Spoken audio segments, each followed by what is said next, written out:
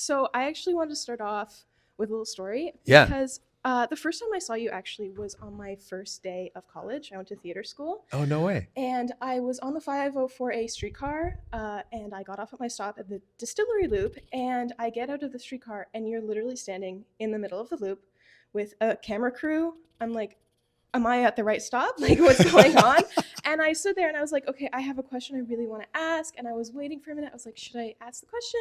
And then I got too nervous and I left. No way. So I figured the best place to start would be asking that question. Yes. And I wrote it down because I was scared that I was going to forget. When was this? How long ago was this? September 2021.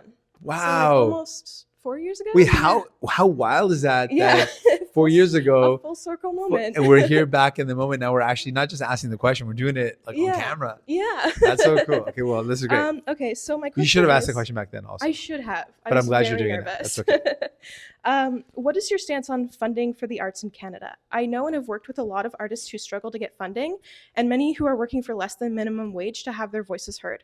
With the threat from our southern neighbors of the 51st state, do you think it's important to remind people of Canada's cultural identity through storytelling and the arts? Yes, 100%. And in fact, this is probably the best time for us to really think about, wait, what do we want to tell about ourselves? What type of story do you want to tell about ourselves? And the way we tell our stories is by making sure that people can actually tell those stories. Storytellers are supported. And that means funding the arts and the culture. And I feel like there is an incredible moment for us to say, you know, we're up against a trade war. We're up against the United States attacking us. Maybe it's time to turn inwards and to really celebrate the culture and the music and the arts that we produce here in Canada. Absolutely. This could be a moment of cultural explosion in our own country. Absolutely. Yeah, and to do that, we've got to make sure that it's easy for artists and creators to be able to access funding to support them to do that work. So yeah, I think investments in the arts and culture enrich our lives, enrich our communities. They give us deeper meaning in life, and to really celebrate who we are as a country, as a people, having investments in arts is a way to do that. So Absolutely. Yeah, I believe in it 100%. Thank you. I wanted to take the time to ask you about what actions you would take in response to the genocide in Palestine. Yeah. First of all, it's heartbreaking. Like we saw it unfold in front of our eyes, like televised through social media. We saw it happen. And I don't think anyone who's got any humanity could see like kids and innocent people being killed that way and not like your heart break. And so given the horror of what we saw, we were the first political party to come out in North America, probably one of the first in the world to say we need a ceasefire. We put pressure on the Canadian government to support that position, even though they rejected it for months and for months and for months. Finally, we got them and got our country to do the right thing and to vote in favor of a ceasefire. We put forward a motion in Parliament to call for an embargo on selling weapons to a country that violates human rights, and we were able to get the one-way embargo. We think it should be two-way though. Absolutely. We should not be buying from or selling to a country that violates human rights. Absolutely. We think that the war cabinet of Netanyahu should all be tried for war crimes at the International Criminal Court, and we should support the findings of that court. And then anyone involved in terrorism, of course, should also be held accountable. Absolutely. We want to see peace and justice for the people of Gaza. As much as people in Israel should be able to live in peace and security, so should the people of Gaza, the people of Palestine. So that's what we're going to be. And Canada could play a really important role. Absolutely. If we send a clear message of solidarity, denouncing the violation of human rights, we could play a role in pushing towards peace and justice. I think if we take that step, many others will follow. Yeah, I think so. All right. Next question. Many Canadians right now are feeling frustrated and afraid because of the trade war going on in the US. How do you plan on dealing with the Trump administration?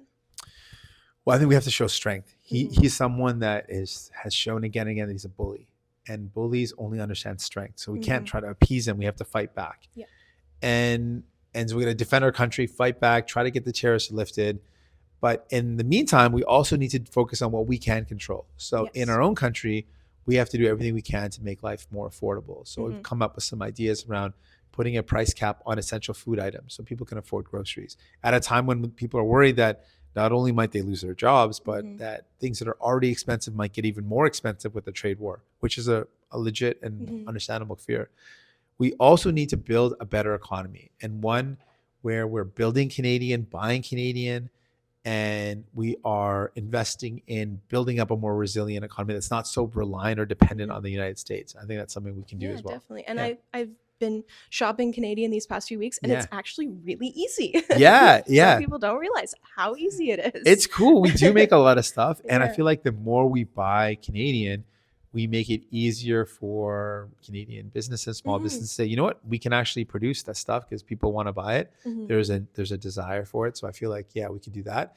We also, the way we spend money at the federal level, right now, we just kind of have a tender for, let's say if we need to build something or buy something, we just kind of buy whatever. I think we should make a requirement if we're going to spend money, like if we're going to buy something the federal government needs, like if we've got to purchase trains, let's say for Via Rail, because we own Via Rail. If we're going to buy trains, those trains should be made in Canada. Yes. And if we're going to build something like going to build a bridge or a road, or we're going to build some sort of public infrastructure, let's use Canadian steel and Canadian lumber and Canadian aluminum. Let's use Canadian content, 100% Canadian content in everything that we build where we are investing in it federally. And I think that would also create more jobs in Canada. Yeah, I agree. Yeah. In just a few weeks, the federal minimum wage will be increasing to $17.75 from $17.30 to match with inflation. Many Canadians are aware that this is not a livable wage and are struggling to make ends meet. How would you address the federal minimum wage as Prime Minister? We've pushed for a livable wage for a long time as a party. We believe in that. We're a party that was created by workers that came together and said, we need a voice. And if you work in our country, any job, one job should be enough to pay the bills. So it should be a decent wage for any job. And so the minimum wage, especially the federal minimum wage, kind of sets the standard across the country that we think you work this one job at the federal level, the minimum salary you get should be enough to be able to live a life that's decent.